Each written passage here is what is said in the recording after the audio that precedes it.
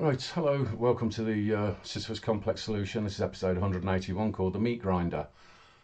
Obviously, I'm assuming that at least all three of you that normally watch this will have figured that the intro is shorter than normal. Big changes, eh? Uh, I like to fiddle about with things every now and again, but there you go. I'll also make a quick note to say that I did have a bit of a prezzy arrive this week of some bottles of wine, which is all very nice and thank yous and all the rest of that. But, if indeed any such sort of notion were to cross anybody's mind in the future, and that, not French wine, please. I don't like French wine. But anyway, that to one side. Going to continue with the process now, and I suppose I'll just do a quick cheers. Thanks very much. Ooh. Anyway, continuing the process of the audit of the Ministry of Defence, and so this week you can tell that there's going to be, I mean, the term meat grinder and that would apply at some point in the MOD, but I kind of figured I'd just stick it in there this time. So with the first office that I'm going to look at, because there's more than one this week again. So we start off with the Defence Nuclear Safety Committee, and this is another one that can be dealt with fairly quickly, but not necessarily in full, because it's not listed under the MOD since 2025, but it's a little bit uncertain as to whether it has just completely disappeared. There's no numbers associated with this, nor apparently there's supposed to be 5 members within this, but there's no names associated to that either.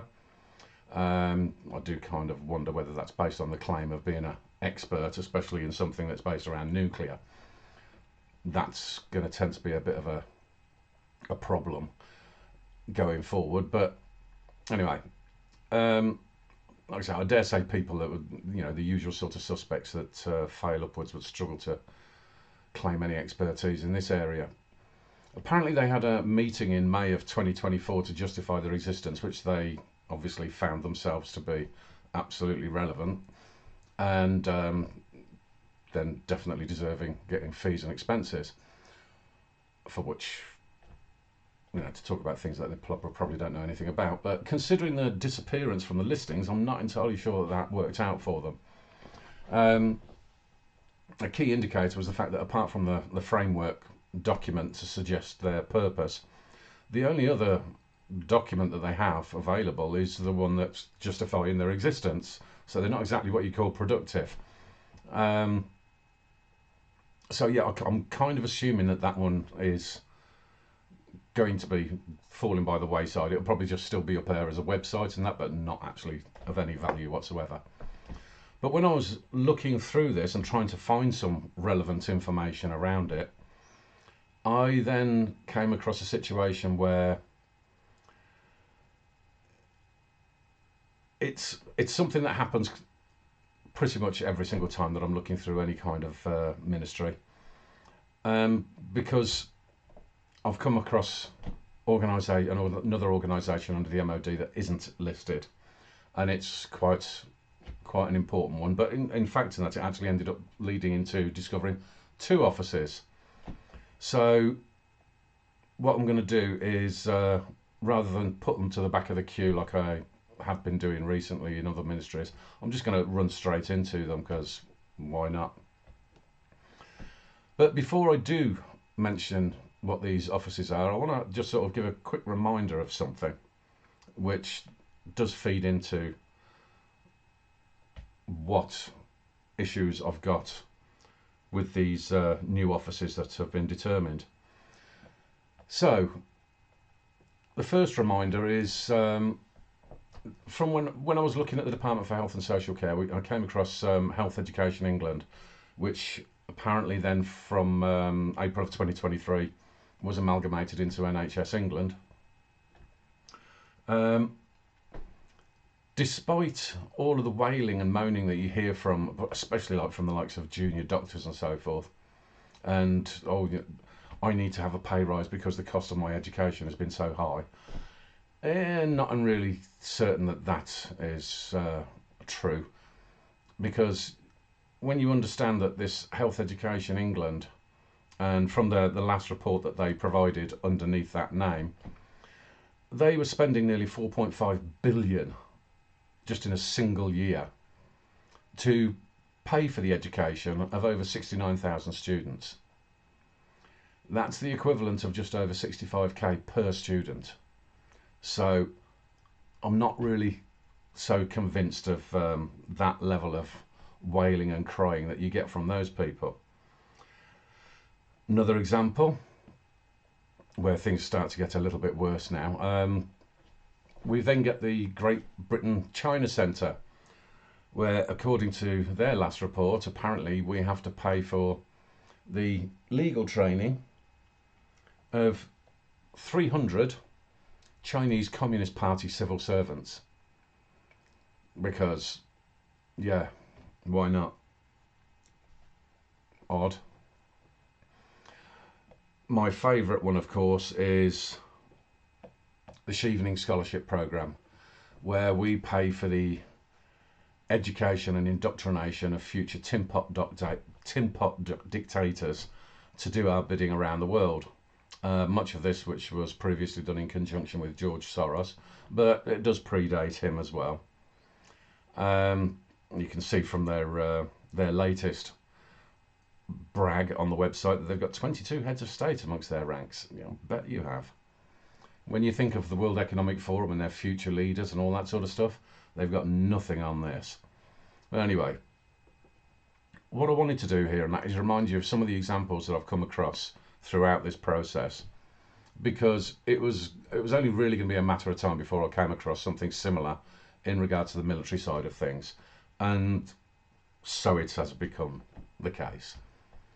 So, two organisations related to each other. So first up, the naming of the organisations, which is the Defence Nuclear Organisation and the Defence Nuclear Enterprise. And I'll show some numbers for this afterwards for a specific reason, but you know, I know you all love the numbers, but just hold your horses. I have to begin with the Defence Nuclear Organisation because we can see that this seems to be a pretty high responsibility office, really, doesn't it? And something that you'd kind of expect to see incredibly well qualified individuals.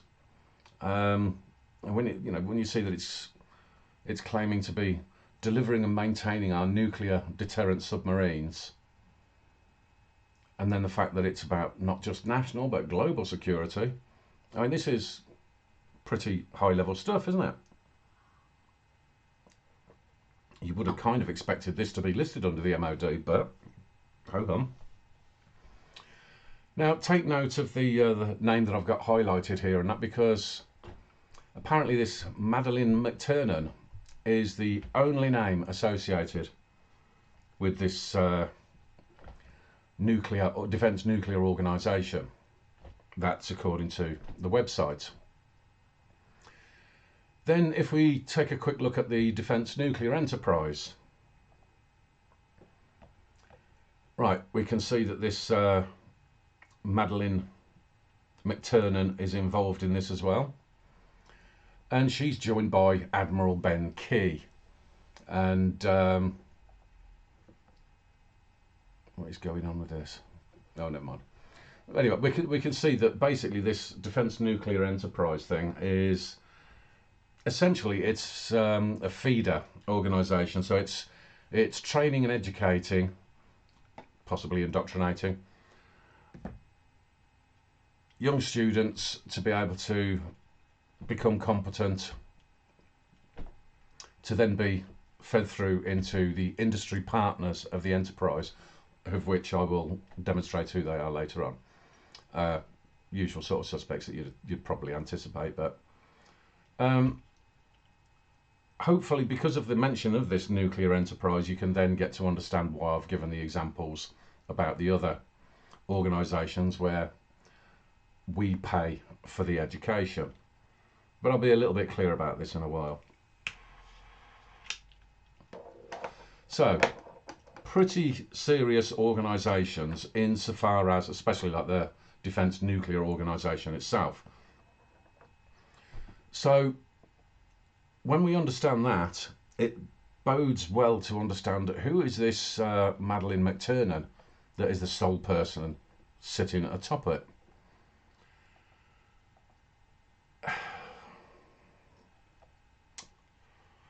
I figured I should add in her day job, or previous day job photo with the stock image for her. I'm pretty sure I've covered her before as well. Yeah, sold Nurse Ratched here.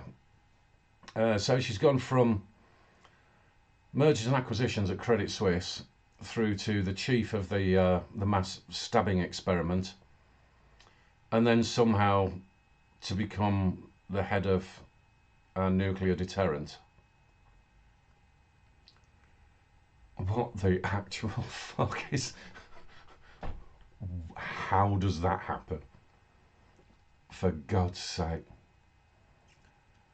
I mean, honestly, I know that you got some silly stuff in that in terms of this failing upwards, but genuinely, what retard thought this was a good appointment? But then, you know, we need to think a little bit more on that and say, well, okay, because the other part of it is based on education. At least we've got that admiral, this Brian Key, that was named. So despite him just being named on the enterprise side of things, he might be able to have some sort of an influence on the main organisation. So it says admiral, so you know you're kind of expecting somebody that's well qualified and a decent individual that can stop her from being a lunatic that wants to go around experimenting on people. But oh. This is from July of this year. I'm sure you've probably heard of this actually, and that you probably just didn't know the name. This is the guy that was fired from the MOD for banging the help. Oh, for God's sake. No, I mean, just because he's been banging the help, and that does not necessarily mean he doesn't know what he's doing in terms of a naval position. Not necessarily, no, but it's not good, is it? When you've got Queen Stabber and Queen Shagger as being the people that are in charge of our nuclear deterrent, I'm sorry, but when does the nation become a proper... Just stick the red nose on the whole nation now. For Christ's sake. I don't know. I don't actually know if that firing included from this defence nuclear enterprise, but you know, according to the website, he's still there. So who knows? You wouldn't. I mean, I'm sure he'll probably be Chancellor of the Exchequer next week. Why not?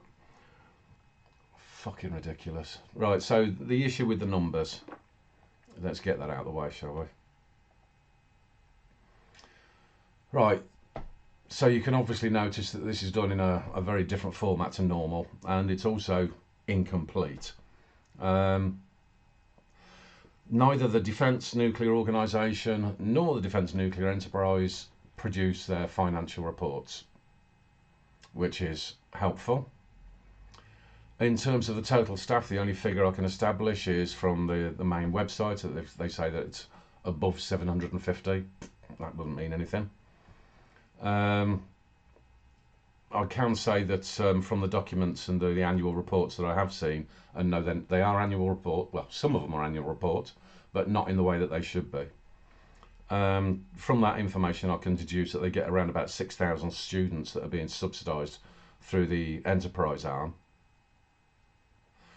And the only per year numbers that I can really establish for the first 3 years are these ones, in terms of the first 3 years of the 5 or 6, depending if Labour have produced numbers, which in this instance they have. But so we're talking about a 6-year period, starting from the benchmark period of 2019 to 2020. And so these are the only numbers that I can find for the first 3 years. So bit of an issue there, and it's all associated with this Defence Nuclear Organisation only. and it's based on the production of the Dreadnought program.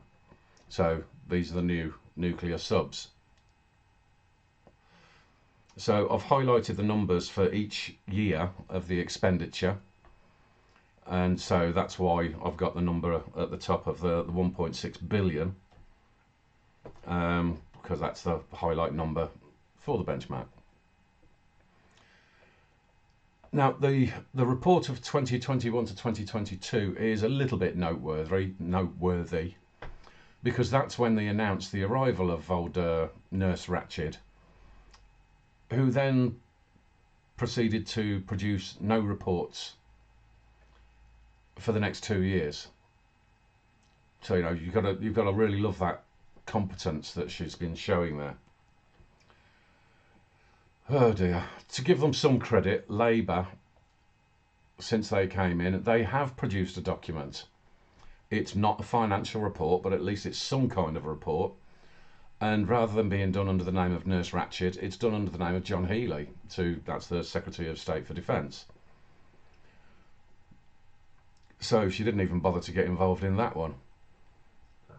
Now, they didn't provide the annual sum for Dreadnought, but what they did do is include this figure here, which then I can establish that in the interim, so you're talking about a 3-year period, that means that there was a 4.9 billion spend over those 3 years. So all I've done is apportion that kind of equally across the 3 years. But in addition to that, we also get this number, this 10.9 billion, which is specifically for this defence nuclear enterprise.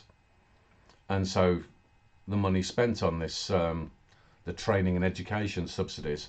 But then from what I'm seeing of the information, it does include the cost of like the facilities and all that sort of stuff as well. So it's not just purely an education expense, otherwise that would be staggeringly large amounts of money. But then it probably is anyway. There's a very distinct likelihood that that's a sum that would be reflective over the other years as well. But because none of those numbers appear in any of the reports, that means I can't really evidence it. And so I can't put it into the financial model that I'm putting together. And so as much as I'll put that to one side in terms of the input of numbers that I'm doing at the moment, I've made a mental note of it, and that's so that when it comes to the end of the MOD audit, I can say, well, hang on a minute, where's that money gone as well? Obviously, I did expect some of the officers under the MOD to be somewhat reluctant reporters in terms of how much they spend and who it goes to and all the rest of it. But I do fail to see the justification for not informing the public about the, at least the subsidised education aspect. I mean, well, you've got figures for your Dreadnought costs and not who you're indoctrinating to go through into working in the sector. I find that a bit cockeyed, to say the least. But like I say, it's the UK government, so it's a little bit on the clown world side of things. I wouldn't personally have a major problem in them not disclosing all of the detail of all of the purchases around the military equipment that are associated with this kind of stuff, because I also know that in terms of the overall cost on an annual basis, we're not just talking about Dreadnought either. There are other programs involved in this. But like I said, I do have a particular problem with them not reporting correctly about this education subsidy. And it's for that reason that I want to look a little bit further into this defence nuclear enterprise. So, as you'd expect, it's a public-private partnership, of course. Jawohl, mein Führer. Some slight differences because we've got organisations like AWE and Sheffield Forge Masters, because both of them are also now government owned.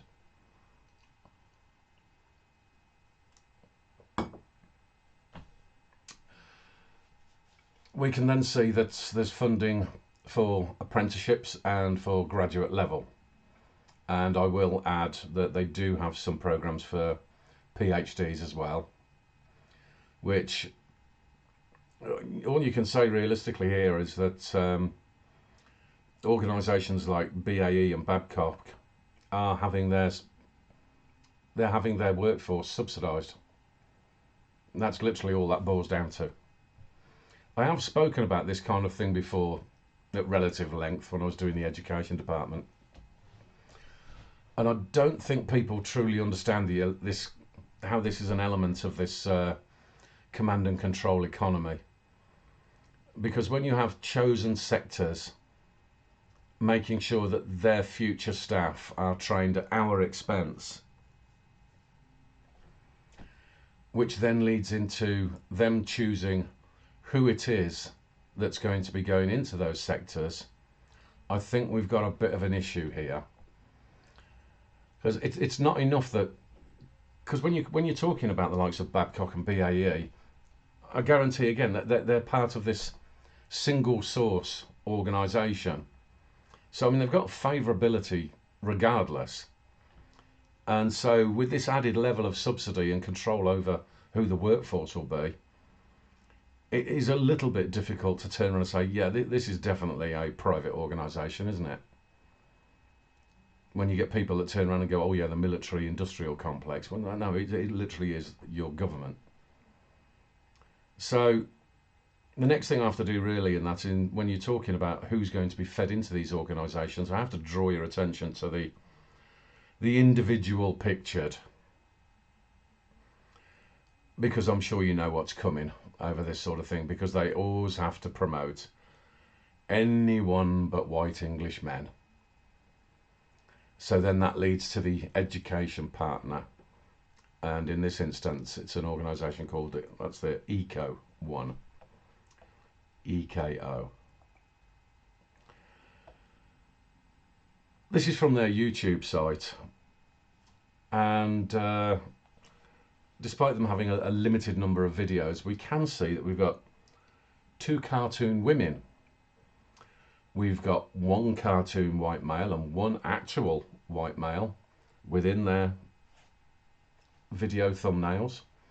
But then topping the charts, of course, is 3 cartoon brown men and 1 actual brown man. Because, you know, that's important, isn't it? The fact this defence nuclear enterprise demands this, I think we have to question the logic behind these people, where we're talking about feeding people into producing and maintaining our nuclear devices. Let's try and get that through our heads a little bit here. I don't think this shows a great deal of intelligence on the part of people like Nurse Ratched and all the other ideologues that will have put her in that position in the first place. Because there's certainly no indication across any of this that says, oh yeah, by the way, we're going to do some due diligence as well. We're going to do some checks to see who it is we're actually favouring to go into these kind of roles. Are there any family connections to all of those little brown men that we might want to actually be concerned about before we try to go, my spreadsheet says I've got more brown people?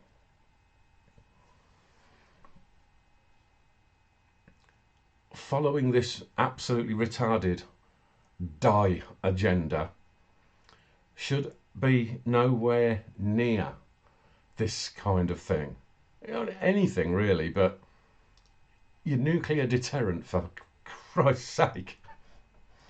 I mean, it's entirely an ideological agenda,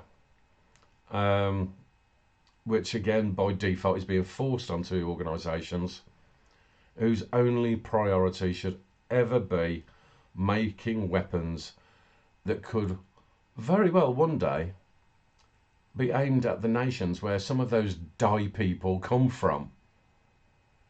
That could be a bit of a problem, couldn't it? Fuck's sake. And just to be absolutely clear again about the issue of the subsidy, so that you know that it's true.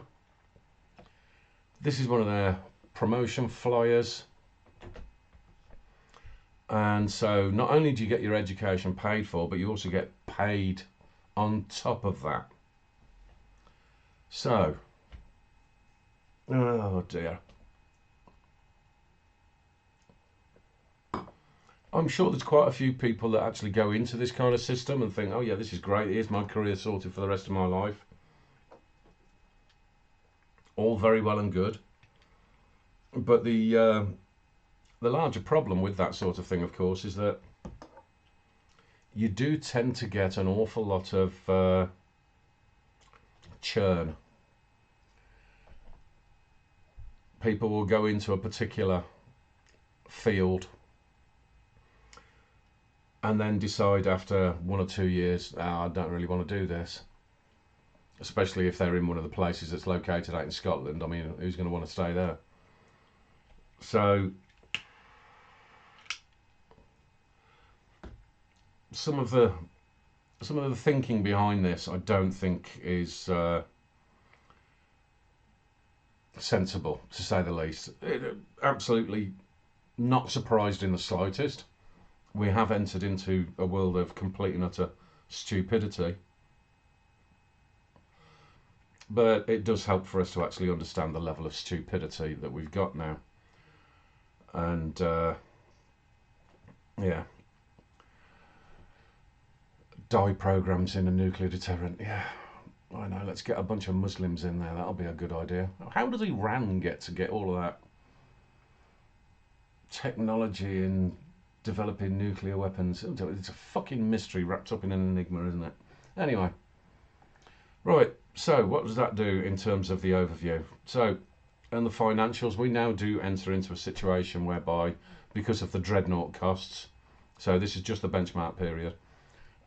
We are now going into the taxpayer burden territory. Fairly straightforward. In terms of the policies, obviously with that committee, I've not included it on there, and that because, I mean, I probably will afterwards, and that, but just for my own information. But I don't think it exists anymore, so it's not really relevant. And even if it doesn't exist, I'd make sure it didn't exist. So I have to put this DNO and DNE into the review and reform column for numerous reasons. The first is that the management absolutely needs to be changed. I would Nurse Ratched needs to be taken out of the office, and so does the Admiral Philandra, if he hasn't already. The next is that there does absolutely need to be a proper audit taking place here, and discussion as to exactly what financial reporting should be obligatory, and therefore I do say that Defence Enterprise should be reporting properly. Then in addition to that, we have to check all of the procurement contracts, because I suspect that, I mean, like with the Dreadnought programme, I mean, we all know how this goes, and that where it's, oh, we've got this agreed contract value, but then we've got the contingency funds. You might as well just say, yeah, just lump that in there, because you know that that's going to get added to it, irrespective, and probably more on top. So we need to have a look through and see exactly what the costs are here.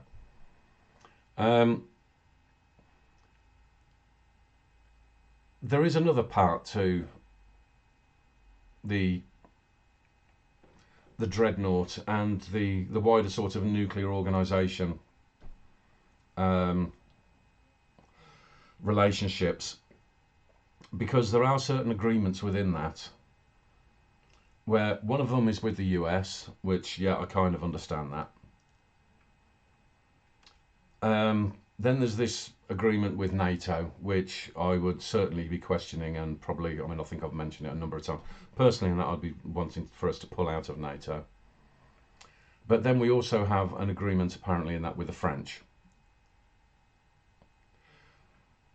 based on their standard behaviour. I would have absolutely nothing to do with the French. I'd be looking towards the treaties that exist with the French to be void. I think they're far more of a threat. Most of Europeans, the French and the Germans, and probably even bloody Norwegians and wherever, and they're far more of a threat to us than anybody else. They always have been. So no, I think we need to be having that. If we're going to have a proper military, chances are our guns need to be pointing more towards them than anybody else. So I'd certainly be looking towards having some review on that one, and removing some of those relationships. But then finally we get to the subsidised education part.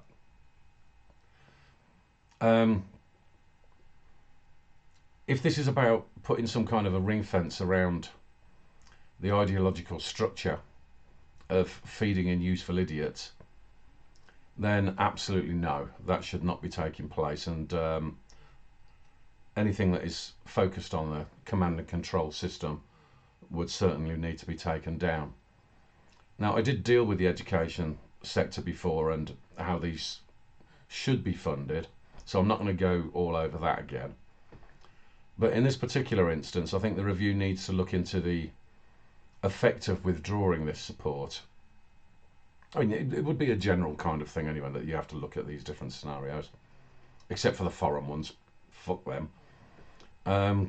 Because I guarantee that the first cry that is going to start happening is going, oh, well, you know, that means that the costs of development are going to increase. Are they? Well, that's what needs to be looked into then, doesn't it? Because like I say, when you get that turnover of people, how reliable is it actually? I personally tend to think it wouldn't be such a dramatic influence. And the only thing that realistically needs to be looked at there, and that is, because again, you're going into a very sensitive area. So just because you've been to a university and piddled around with something and that and go, oh, there's some nuclear weapons, doesn't mean to say that you just go straight into that industry. We need to know who the bloody hell you are. I think these are areas now that could be hammered out, and that not without too much difficulty. And if there was a little bit of an additional cost as a result of that, frankly, I think that would be worth paying. It'd certainly be cheaper than, was it 10.9 billion? Absolutely farcical amount of money. So, in addition to that, because I mean, I have seen, I've mentioned this one in the past, I have seen some of these so-called education programs, particularly like with the PhDs, and when they like to claim that, oh, you know, this means that we've got the most highly educated people. Yeah. No, that's not what it is. A lot of these courses and that are utter meaningless drivel, and highly educated they are not. In most instances, the PhD programs in particular are based on getting cheap labour, and they get a lot of it from Spain. Getting them to come in, work on projects for them, being paid very little money, and then at the end of their PhD, it's like, oh yeah, very nice, now off you go. They don't actually retain them. So again, when it comes down to complaints about interfering with this kind of cycle, it's like, well, okay, so what is the retainment level? How many of these people are you actually taking on? And then how many then subsequently leave? These are the kind of areas and that do need to be looked into properly. So that would probably cut off an awful lot of the whining about it. So if there's anything for you to take away from this particular episode, is that once again we've got yet another useful idiot in a government office where she just does not belong. And anybody that was prepared to head up an office that was trying desperately to conduct a mass experiment on the entire population, this is not somebody of value. This is not somebody that should be trusted, and certainly not somebody that should be anywhere near a military office. So You know, and it is obvious that they just have to have yet feed each useful idiot into the next office to keep the lunatic agenda moving and infesting everything. But just get rid of them. Just get rid of them. It shouldn't be that difficult to figure out. And I think that'll do it for this week. So, slightly unexpected episode in terms of offices that I wasn't aware of. I knew that there was going to be something to do with nuclear, but I didn't realise that there was these particular offices. So, you know, you live and learn. And so I think that'll do it. So, have a good week. See you next week. Cheers. Bye-bye.